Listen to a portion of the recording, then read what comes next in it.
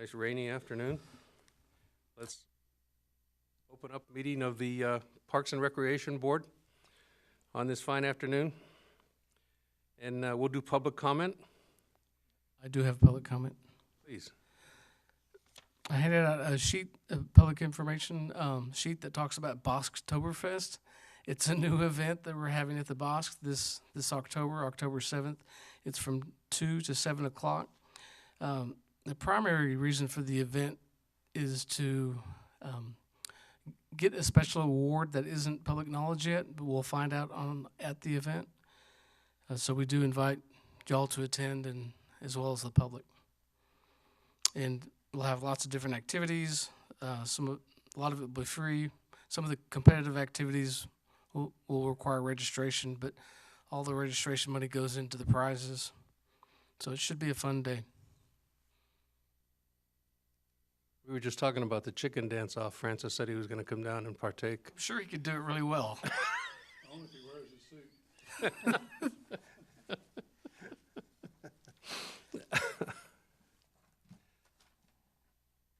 Any other public comment from the board, from anybody? The board takes public comment on all items in the regular agenda. Public input on a regular agenda item will be taken at its appropriate discussion point. Public input on an item not on the agenda or consent agenda may be identified and requested for consideration by the board at this time.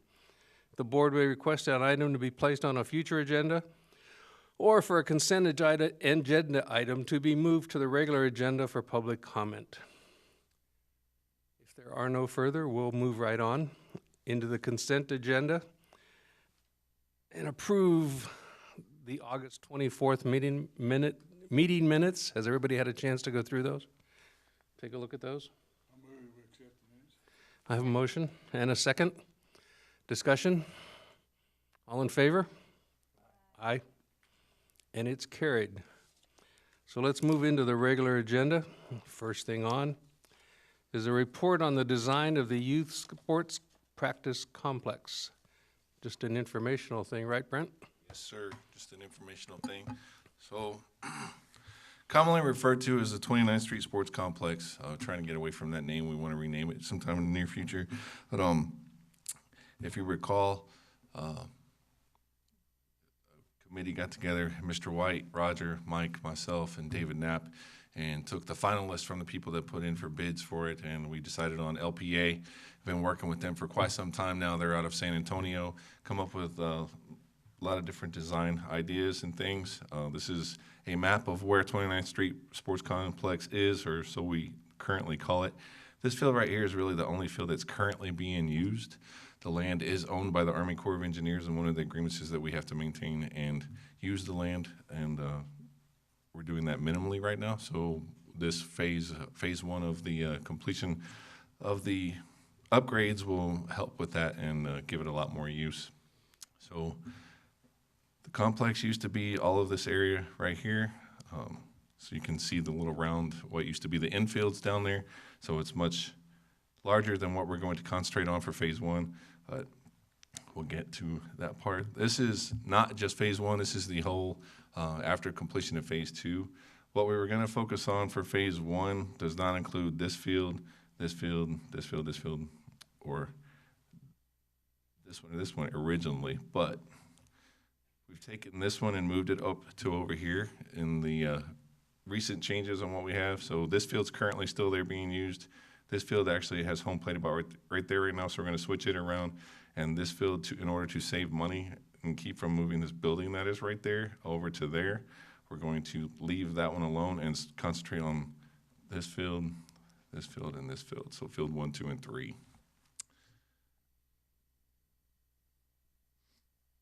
So this area right here is something that I'm very excited about. It's going to be a concession restroom area, but it's also going to be 3 tunnels for batting cages right along in there. Something that we don't currently have that's open to the public in San Angelo, so it'll be something that is a huge asset to the baseball and softball world for the kids and the adults around San Angelo. So this is what we come up with after talking to LPA. And moving the field from this area over here up to here. So concentrating on 1, 2, and 3 with expansion projects going in this area, and this one for fields 4 and 5 later on, as we've seen earlier. But the latest change was this field's currently set about just over 300. This one's going to be 300, and we had this one originally at 225, but when we moved it out, we kind of slid it to your right some and made the sidewalk area larger right there. So that's going to allow us to make that field closer to 300. So our idea there was, you know what, if we have a larger field, we can use it for more different things and change the length of the bases. If we have a smaller field, we can't make it any bigger. So why not go ahead and use that to our advantage at this time. My beautiful face there, I'm sure you love looking at it on the picture when you got to look at me in person, but I'm at Texas Bank, or I'm sorry, not Texas Bank, we go there all the time, at Globe Life Field for the Texas Rangers, and we received a $10,000 grant from them that we put in for. I'd like to thank Mr. White and also Sandra Villarreal, because she was a major asset along with Mr. White for helping us write that grant, and I got to be the lucky person to go accept it. There were about 8 grants given out that day a couple weeks ago on the 12th of September, and we received the largest amount, which was $10,000 on what they gave. So that's going to be specifically used for the batting cage area, but it'll still be an asset for what we're going to have out there at 29th Street. Is that the grant that we found and emailed to you? What, say, Is that Rangers grant that we emailed you the link to? did you email it originally? Yeah. I don't remember where we got it. I think so. I Oh, think good. so. Thank you. That's no. That wasn't my point. I just wondered if that was the one. I That's- believe so. That's pretty cool. It's the same organization. That's pretty cool. Got it. So with the funding, there was $1.75 million set aside for that. It's something that the citizens of San Angelo voted on to have done. I think it was 2010, if I'm not mistaken. It may have been 2011. So that came from the tax, and it was something that they felt that was needed and approved way back when. And of course, when I came on in 2015, we got started shortly after that, but we're currently almost 2 years into the process, and we're still got about another year before we're going to really see the progress coming. But the funding right now, currently, after we paid some of the fees and everything of what we have done so far with the planning and everything, is we have about 1.4 left, 1.4 million left in the account. So we're working on changing some things to cut down some of the costs. One of those things was the building that we just talked about briefly. We're going to change the field and move it up so the fields are side by side instead of long ways.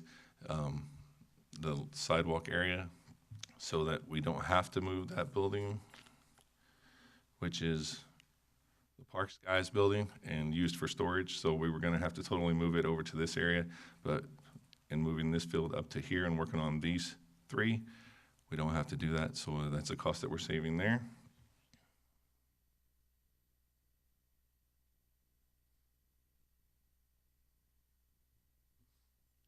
We've come up with some other things that we have them working on as well. One of the other things that we just talked about in a meeting was the bleachers.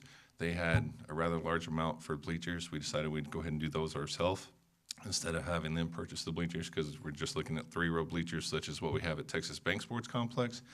And it would be much cheaper for us to just go ahead and do them ourselves. So things like that is what we're moving around, and also waiting on some final costs from them, tightening up a lot of things in a lot of areas to stay within our budget. So that's a goal. It's going to have to happen, obviously, so we'll continue to work with them to make it happen. The schedule, like I said, has been going for almost 2 years now, and we're still looking for about another year out before we're going to see any major progress going. Probably looking at going for bid around February, March timeframe of 2018. Intended uses of 29th Street Sports Complex, which the name will change, or we're going to use it mostly for a practice field, so it's not quite going to be the quality of, or we're not trying to get the quality of Texas Bank Sports Complex, the award-winning complex that we have here in San Angelo. Looking for something a little bit less, but still very usable, highly desired fields that can be used, in batting cages especially. And, we will use the fields for practices mostly, but also for runoff when we have the large tournaments such as the USSSA tournaments. Instead of renting high school fields, or the fields that belong to high school in town, then we'll put them out there. Future development, we kind of talked about those were all the soccer fields and the extra 2 fields down there. So don't think we need to touch on that anymore. And then we also talked about the land belonging to the Army Corps of Engineers. So once we come up with the final design and everything, we'll have to present it to them and get their approval before we proceed. But we're getting really close to that, so hopefully it happens here in the next 6 months or so. Any questions? Yes, sir. What is the agreement with the Corps? We can Sorry? stay there. What is the agreement with the Corps of Engineers? Can we stay there as long as we want? I think the agreement with the Corps of Engineers. We have a long-term agreement with that property as well as the property below the O.C. Fisher Reservoir Dam. It's all their property. We have a long-term lease. And in the agreement with them, we have to use those properties for recreation. And that includes the soccer complex and this complex. I believe that expires in 2024. But once we kind of get past this point and before they really start construction documents, I've got to send to the Corps, let them know these are our plans. Are y'all okay with it? They have to approve it, and then we proceed. We ask for an extension because 2024, that's 6 years from now. Right. I can ask. They've always been easy to work with. It takes a little time to get through their system, but we'll definitely ask. And it makes sense to do that. Any other questions about 29th Street? Comments? I'd also like to thank Christina. She got some volunteers for us for what did we just have? What's that called? Yes. Riverfest. Riverfest, thank yes. you, yeah. We forgot about it for a week or two until Carl makes us think about it next year. But thank you, appreciate it. It was much appreciated, so thank you.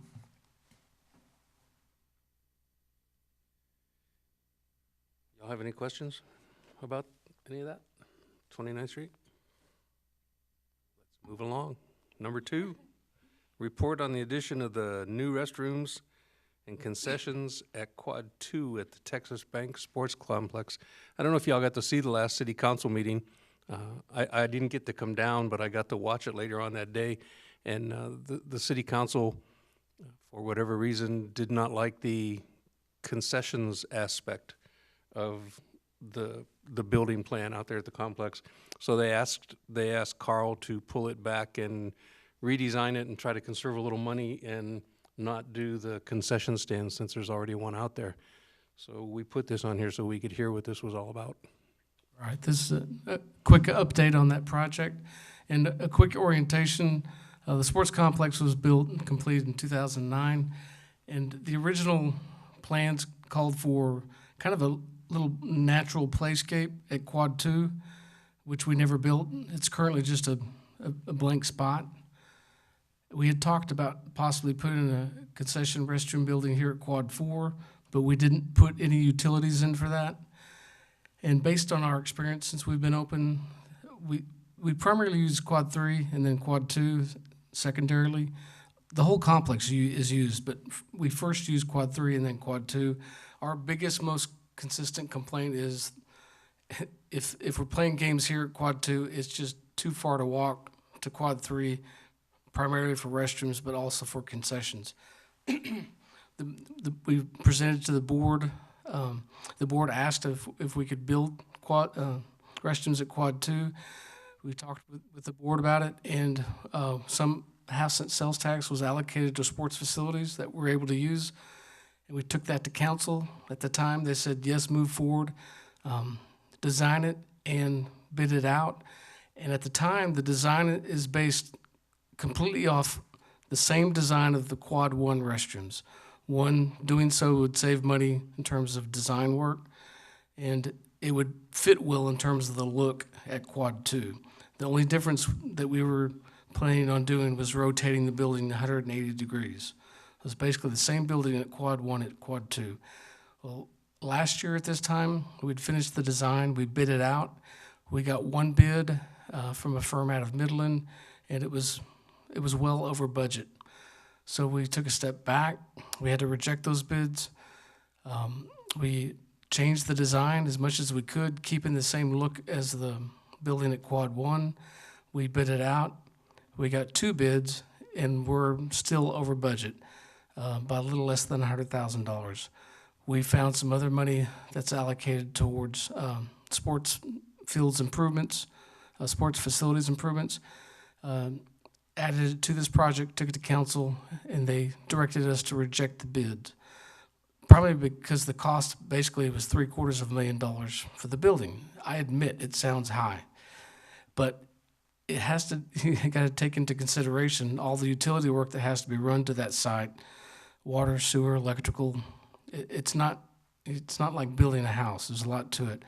And because working with the city, there's performance bonds and insurance requirements that are not as simple as just building a house.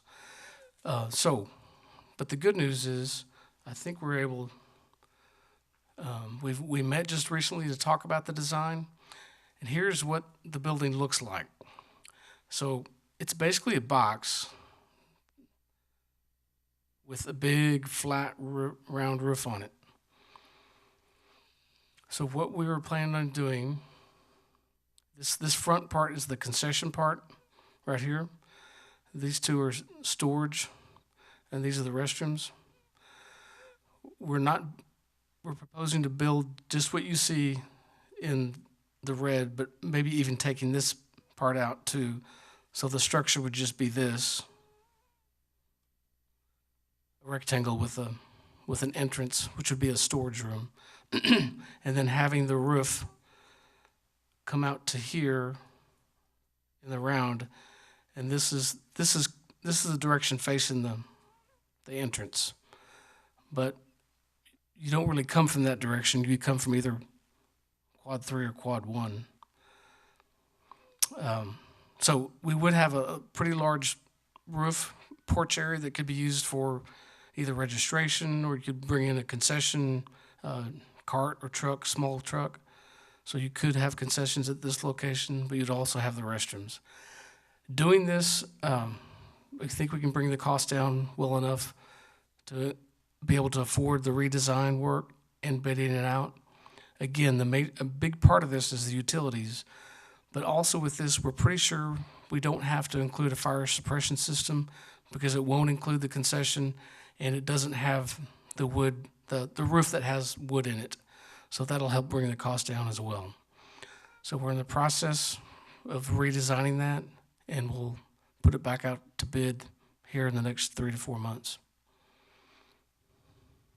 And long-term, it's possible that we could build it.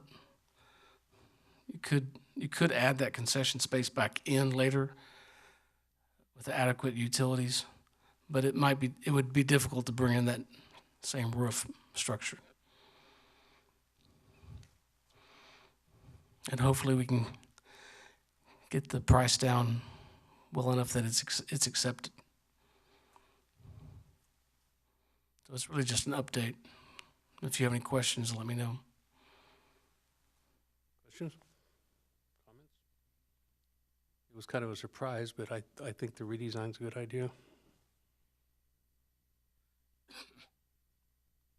If nobody has any other questions, we'll move to the next item on the agenda.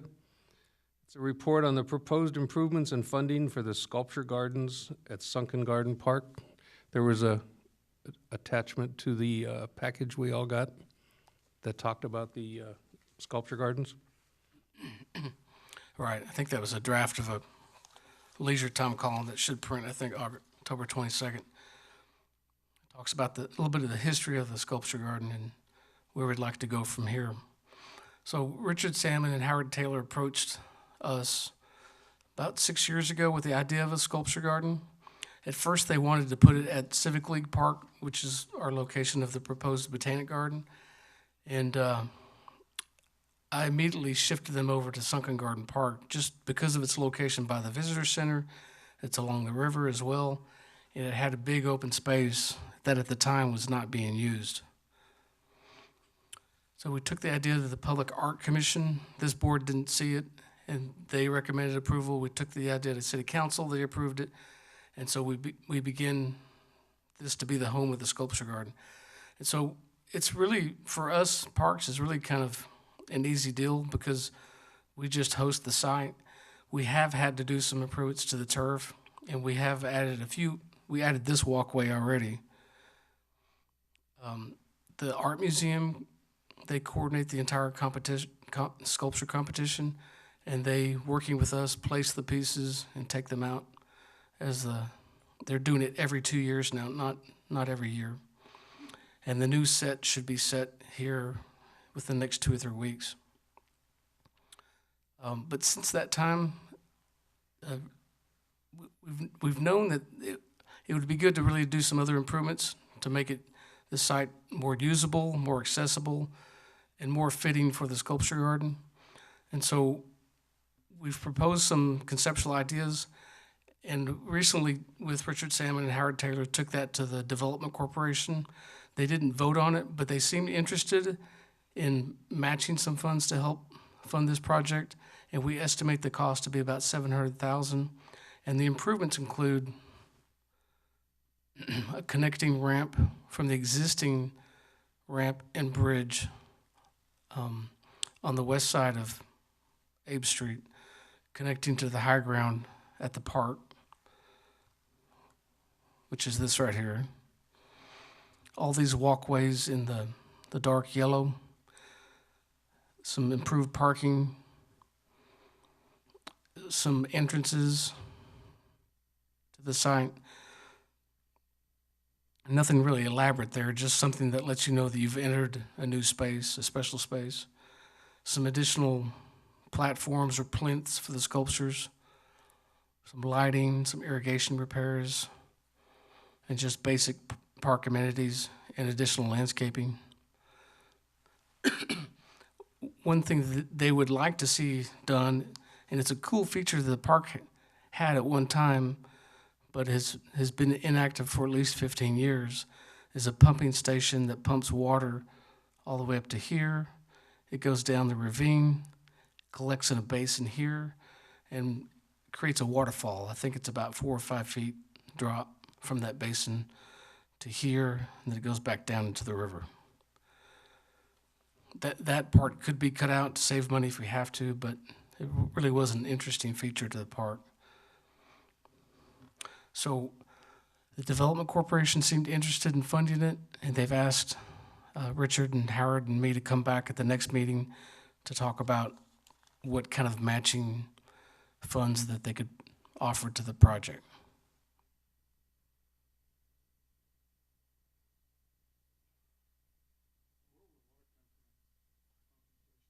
The river. Let me back up. But previously, the pumping station was right around here. Right.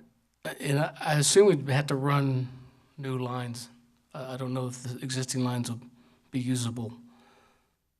And probably have to follow some direction to get back up there. But there is power down here along the river. We can get power to it. We'd pump water out of the river, and it would just basically gravity taking it down.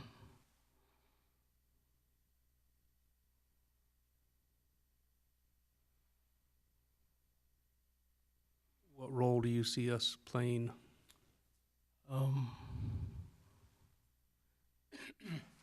Just any feedback, if you think it's a good idea or not. It's kind of working separately through the Art Museum and Development Corporation. This item is on our capital improvement plan, and it's been on our list of different projects. I'm trying to remember if it was on our prioritized list. If it was probably added after that then. But in this case, we're not asking the board for funding recommendations. I think it's a good idea. I like the layout. I like the sculpture park. We've gone over there and wandered through a lot. It's neat. I think it's a great location. It's right next to the visitor center, and you could walk without crossing the road. Any further comments, questions?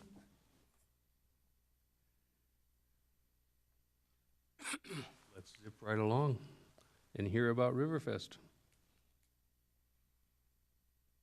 Just to hit the highlights. So overall, Riverfest, this was the 5th year.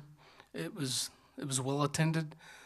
Some of the highlights, the flag football games. I think that was really a strong anchor for the event, bringing families and kids down there. We had a new event, the National Barbecue Cookers Association Cook-Off at Fort Concho. And just so you know, it was a sanctioned IBCA event, but it's one that rotates around every 4 to 5 years, so it's not going to be here next year. It would be another 4 to 5 years if it comes back. But it was the largest cook-off I've seen in San Angelo since I've been here. I think they had about 150 cookers.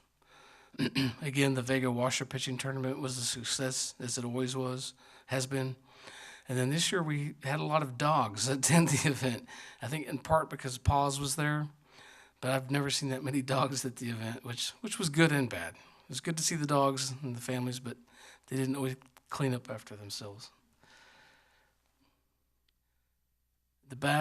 So the good thing about the event was the core was very strong, but the beginning and the end was not good.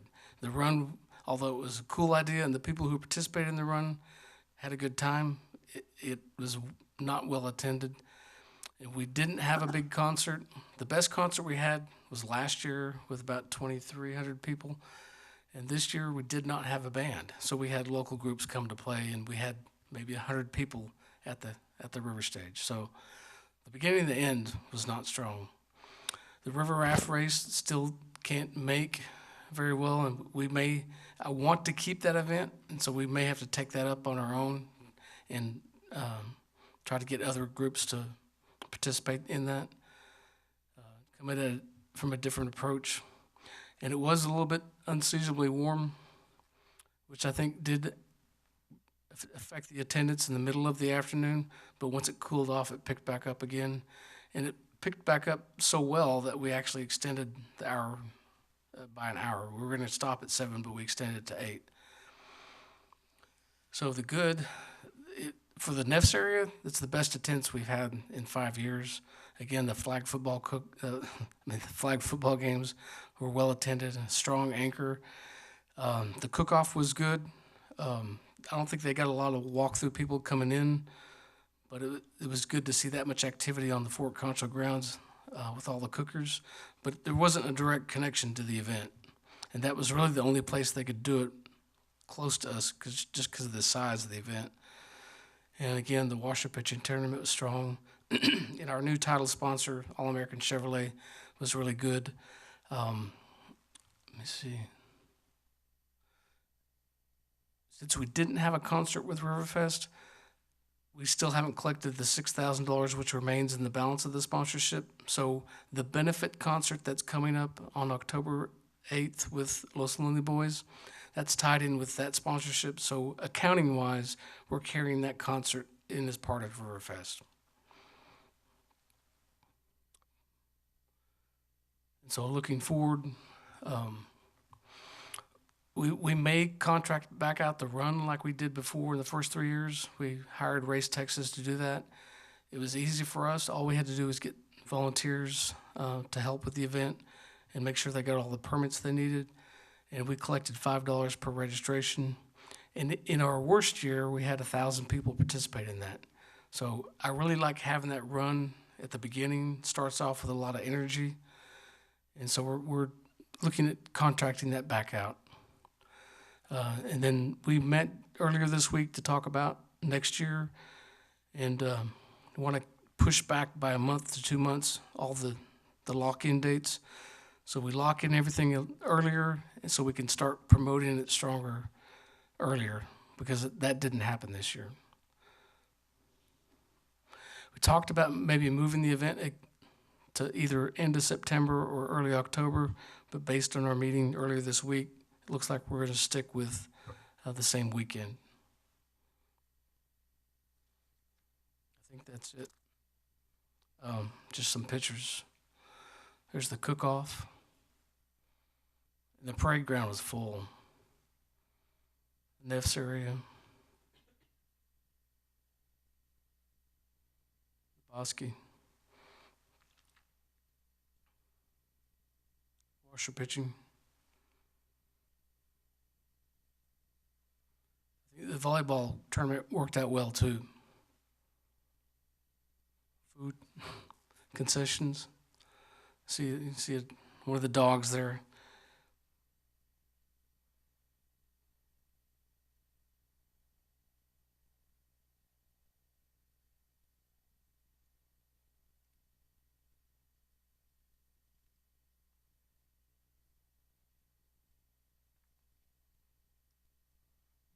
That's it. Unless there's any questions. On advertising in the local paper, do you have to pay for all that? Well, we didn't pay for any advertising except we did some social media advertising, but we didn't pay for any advertising, the newspaper or anywhere. Yes, and we have to go through our advertising agent, McLaughlin Advertising. And our advertising budget is pretty small for this event since we're based on sponsorships. But I think our public information office does a great job of getting the word out. We just got to get all this information to them earlier this next year so they can start pumping it out earlier. Question. Can we envision to collaborate with SAPAC for the big concert? SAPAC has about 50 events now, or maybe 65, I can't remember. Some of them pretty big deals. I wonder if we could have one concert in open air that would be part of the SAPAC annual program. At the River Stage? Yes, As part of Riverfest or not part of Riverfest? part of Riverfest. Okay. Yeah, absolutely. That So- would drag more people, bigger event, but part of a advertised program for the entire year. If you do it with SAPAC, and I'm sure that they can find a lot of bands to come, because I understand that, talking to them, that this year they had no problems to find pretty large attraction, and some of them didn't ask to pay in advance. So San Angelo become a place where people like to come. That's what we want. So well, I'm talking about the artists.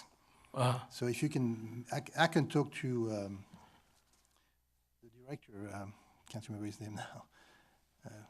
Mark Levine? Mark Levine, tomorrow I see him. Suggest that we could do some together. I'm open to see what we could work out. Okay. I mean, our goal is to have a big concert that kind of climaxes the event.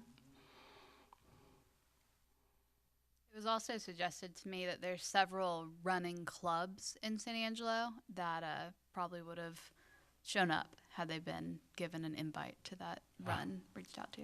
So. Okay.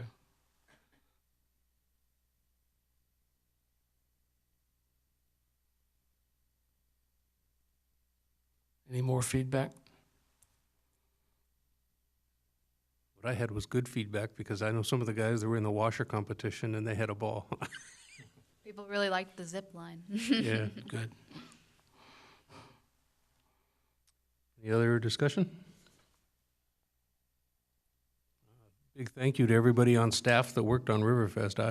I thought it was overall a huge success, and I know everybody worked hard to do it. So thank you all from the board.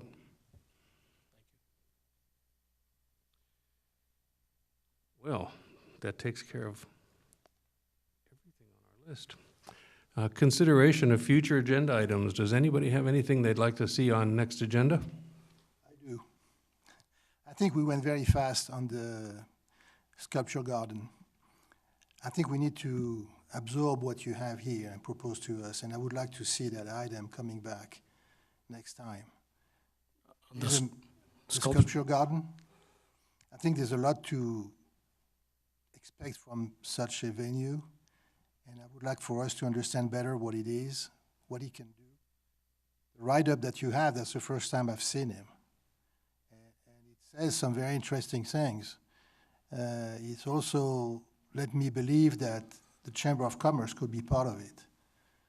So there's a lot of stuff we can do around it, but didn't have the time to think about it. So if you can represent it, Okay. maybe we'll have better interest.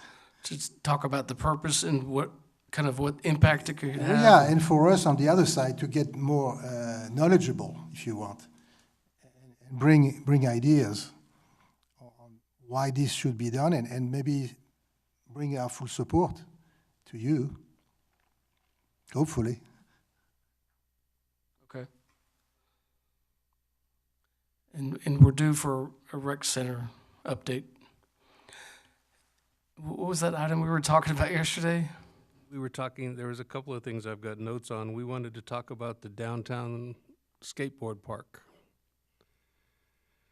We've tossed around some ideas and some thoughts about the downtown skateboard park, and I'd like to talk about that next meeting, just a discussion item. The other thing we put down was, we wanted to talk about the downtown skateboard park in relation to a food truck park. Right. That was where we were going with that, and that's what part of the discussion was. And then we wanted to talk about there's a piping project going on through the golf course. Oh, yes, thank you. Yeah, we wanted to put that on to hear more about that next meeting. Right, there's a new sewer line that's going to be installed through Santa Rita. We took it to the park commission because it goes through the golf course, but it also is going to go through different parks, up to Sulphur Draw Park, up to Santa Rita Park, which is y'all's oversight. So we want to make sure you know what's going on with that project.